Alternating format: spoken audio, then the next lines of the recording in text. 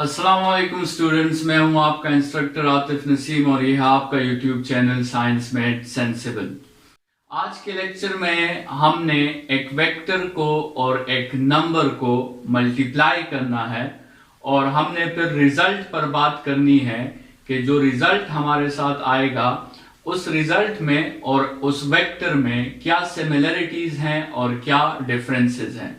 तो टॉपिक हमारा है multiplying a vector with a number, ठीक है।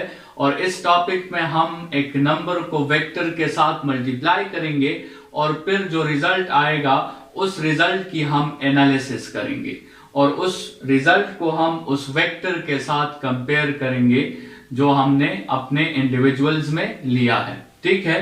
तो हमारे साथ दो चीजें होंगी, एक हमारे साथ एक वेक्टर होगा जिसको हमने जनरली वेक्टर ए कहा है और दूसरा हमारे साथ एक नंबर होगा।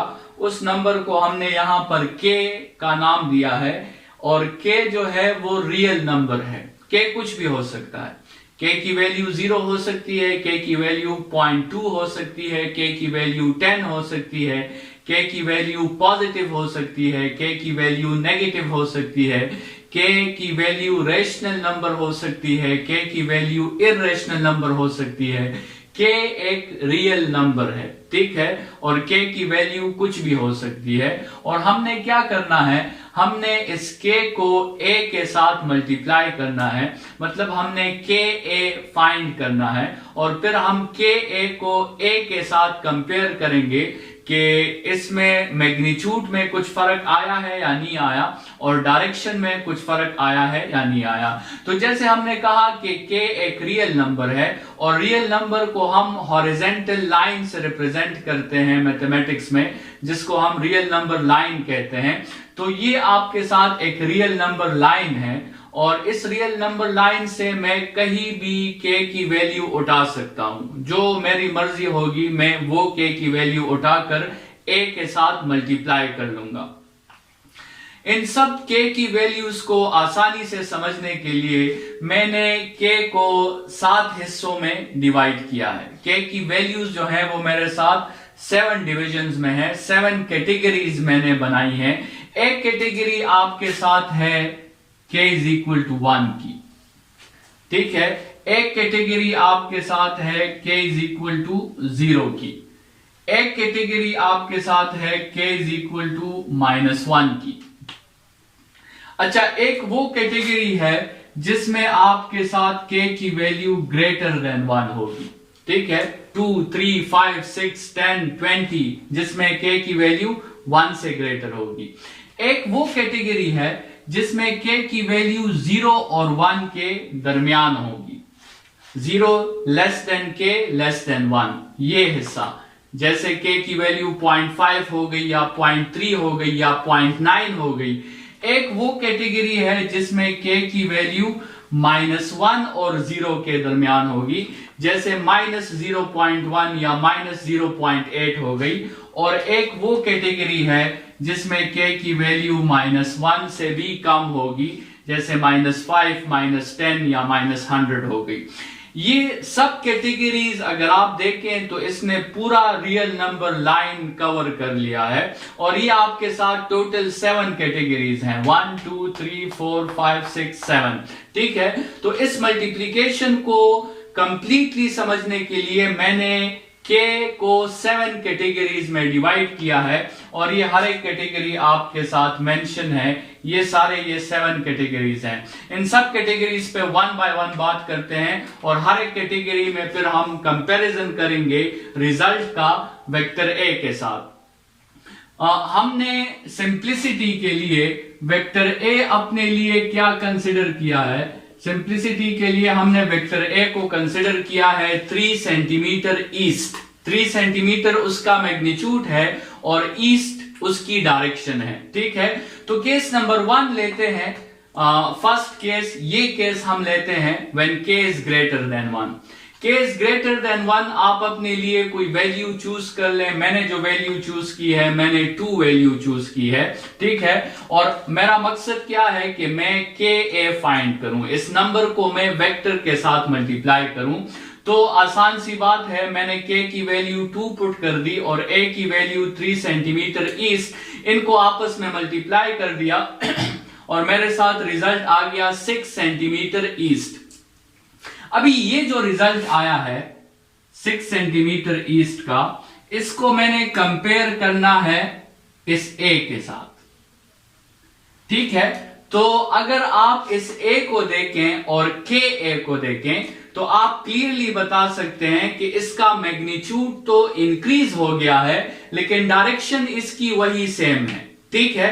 तो इसका मतलब यह हुआ कि अगर k की वैल्यू ग्रेटर देन 1 होगी तो रिजल्ट पे क्या असर पड़ेगा, रिजल्ट का मैग्नीट्यूड इंक्रीज हो जाएगा और रिजल्ट की डायरेक्शन आपके साथ वही रहेगी। और कितना इंक्रीज होगा रिजल्ट का मैग्नीट्यूड, वो आपके इस k के नंबर पे डिपेंड करता है। अगर k की वैल्यू 3 है तो ये रिजल्ट 3 टाइम्स इंक्रीज हो जाएगा, मतलब 9 हो जाएगा।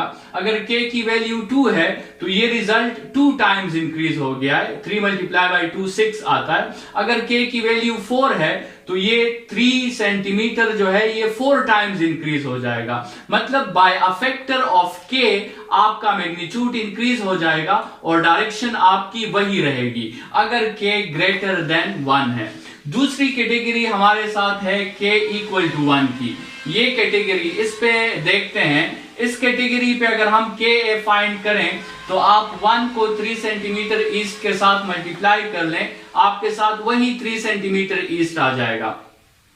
इस ka को अगर आप a के साथ कंपेयर करें तो आप क्लियरली बता सकते हैं कि इस ka में और इस a में कोई फर्क नहीं है, मैग्नीट्यूड्स भी आपके साथ इक्वल हैं और डायरेक्शंस भी आपके साथ इक्वल हैं। तो यहाँ पे ये दोनों वेक्टर्स जो हैं ये इक्वल वेक्टर्स हैं। यहाँ पे हमारे साथ ka वेक्टर और a वेक्टर दोनों क्या हैं, सेम वेक्टर है। ना मैग्नीट्यूड पे कोई फर्क आया है और ना हमारे साथ उसकी डायरेक्शन पे कोई फर्क आया है। तो अगर k की वैल्यू 1 होगी तो ना मैग्नीट्यूड पे फर्क आएगा और ना ही डायरेक्शन पे फर्क आएगा। अभी इस कैटेगरी की तरफ आते हैं जो k की वैल्यू 0 और 1 के दरमियान हो, 0 less than k less than 1। आप इसमें कोई भी वैल्यू चूज कर सकते हैं। मैंने जो वैल्यू चूज की है मैंने -1 वैल्यू चूज की है, अभी 1/2 वैल्यू मैंने चूज की है या 0.5 वैल्यू मैंने चूज की है। इसको आप मल्टीप्लाई करके देख सकते हैं, आपका रिजल्ट 3/2 सेंटीमीटर ईस्ट आ जाएगा और 3/2 सेंटीमीटर ईस्ट का मतलब 1.5 सेंटीमीटर ईस्ट आपके साथ रिजल्ट आ गया है।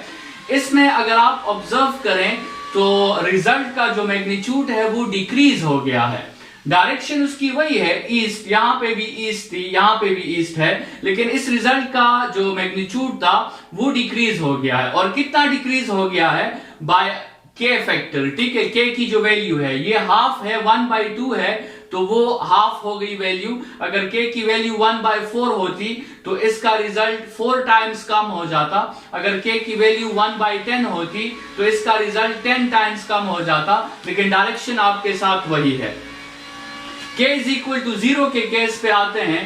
k इज इक्वल टू 0 के केस पे आप देखें, आप वैल्यूज पुट कर दें, k की जगह 0 और a की जगह 3 सेंटीमीटर ईस्ट, तो 0 3 सेंटीमीटर के साथ मल्टीप्लाई होके सारा जो है कराया जो है वो सब 0 हो जाएगा और आपके साथ रिजल्ट में एक नल वेक्टर आ जाएगा। तो अगर k की वैल्यू 0 हो गई तो आपके साथ नल वेक्टर आएगा, एक ऐसा वेक्टर जिसका मैग्नीट्यूड 0 और जिसकी डायरेक्शन अननोन, आर्बिट्रेरी या कंफ्यूज डायरेक्शन हो, उस वेक्टर को हम नल वेक्टर कहते हैं। अच्छा, अभी इस कैटेगरी की तरफ आते हैं जिसमें k की वैल्यू 0 और -1 के दरमियान होती है, मतलब k की वैल्यू -0.5, -0.6, -0.7 जो भी हो, आप कोई भी वैल्यू कंसिडर कर लें। मैंने -0.5 वैल्यू कंसिडर की है।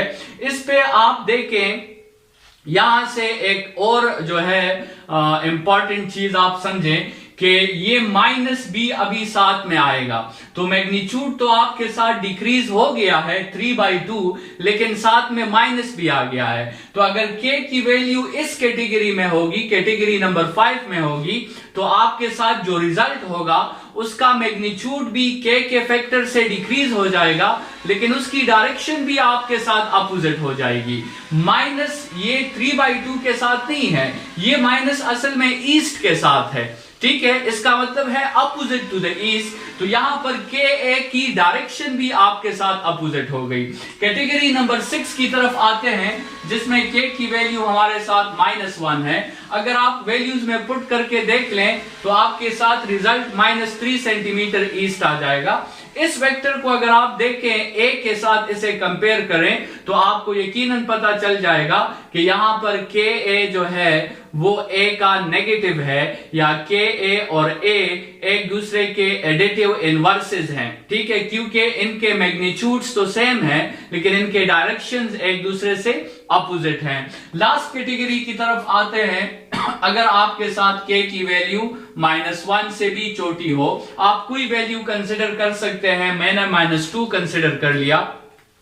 -2 पे मैंने रिजल्ट फाइंड किया -6 सेंटीमीटर ईस्ट। इसका मतलब क्या है कि रिजल्ट का मैग्नीट्यूड तो इंक्रीज हो गया बाय अ फैक्टर ऑफ के, लेकिन साथ में माइनस भी लगा हुआ है। इसका मतलब आपके साथ डायरेक्शन जो है वो भी चेंज हो गई है। तो ये वो 7 केसेस हैं जिसमें हमने एक वेक्टर को एक नंबर के साथ मल्टीप्लाई किया है। इन 7 केसेस पे आपके मुख्तलिफ किस्म के क्वेश्चंस आ सकते हैं। आपसे क्वेश्चन पूछा जा सकता है कि उन केसेस के बारे में बताएं जिनमें डायरेक्शन चेंज नहीं होती। तो इन केसेस को अगर आप लॉजिक से देखें तो आपको यह समझ आ जानी चाहिए कि जब के की वैल्यू 0 से ग्रेटर होती है, के की वैल्यू 0 से ग्रेटर होती है, जिसमें केस 1, केस 2 और केस 3 आते हैं, तब डायरेक्शन चेंज नहीं होती, ठीक है। देखिए यहां पे भी आपके साथ ईस्ट है, यहां पे भी ईस्ट है, यहां पे भी ईस्ट है। तो अगर के की वैल्यू 0 से ग्रेटर है तो डायरेक्शन चेंज नहीं होगी। आपका क्वेश्चन आ सकता है कि वो केसेस बताएं जिसमें डायरेक्शन चेंज हो जाती है। तो अगर आप इसको लॉजिक से देखें तो आपको पता चल जाएगा कि जब के की वैल्यू 0 से कम होती है, नेगेटिव होती है, तो फिर डायरेक्शन चेंज हो जाती है। और वो आपके साथ केस नंबर 5, केस नंबर 6 और केस नंबर 7 सब में आप देख सकते हैं माइनस साइन लगा हुआ है, और माइनस का मतलब होता है अपोजिट डायरेक्शन। आपसे वो पूछ सकते हैं कि वो केसेस बताएं जिसमें मैग्नीट्यूड चेंज नहीं होता। जिसमें मैग्नीट्यूड चेंज नहीं होता वो 2 केसेस हैं। एक k = 1 का केस है जिसमें मैग्नीट्यूड चेंज नहीं होता 3 सेंटीमीटर। एक k = -1 का केस है, इसमें भी मैग्नीट्यूड चेंज नहीं होता, इसमें भी मैग्नीट्यूड 3 सेंटीमीटर है। हमने ऑलरेडी बात की कि माइनस का ताल्लुक मैग्नीट्यूड के साथ नहीं है, माइनस का ताल्लुक डायरेक्शन के साथ है। आपसे क्वेश्चन किया जाता है कि वो केसेस बताएं जिसमें मैग्नीट्यूड डिक्रीज हो जाता है। तो वो केसेस आपके साथ एक केस नंबर 3 है जिसमें मैग्नीट्यूड डिक्रीज हो गया है, और एक आपके साथ केस नंबर 5 है जिसमें मैग्नीट्यूड 3/2 डिक्रीज हो गया है। आपसे पूछा जा सकता है कि वो केसेस बताएं जिसमें मैग्नीट्यूड इंक्रीज हो जाता है। तो वो आपके साथ 2 केसेस हैं। एक केस नंबर 1 है जिसमें मैग्नीट्यूड इंक्रीज हो गया है, और एक केस नंबर 7 है जिसमें मैग्नीट्यूड इंक्रीज हो गया है। तो इस तरह के क्वेश्चंस आपके MCQs बन सकते हैं इस टॉपिक पर। ये टॉपिक आपके बोर्ड पॉइंट ऑफ व्यू से तो इतना इंपॉर्टेंट नहीं है, लेकिन पेपर 1 जो है, जो आपका MCQs का पेपर है, ऑब्जेक्टिव टाइप्स पेपर, या आपके एंट्री टेस्ट के लिए ये टॉपिक जरूरी है, इससे आपके क्वेश्चंस बन सकते हैं। नेक्स्ट लेक्चर में और एलिबरेट करेंगे। Thanks students.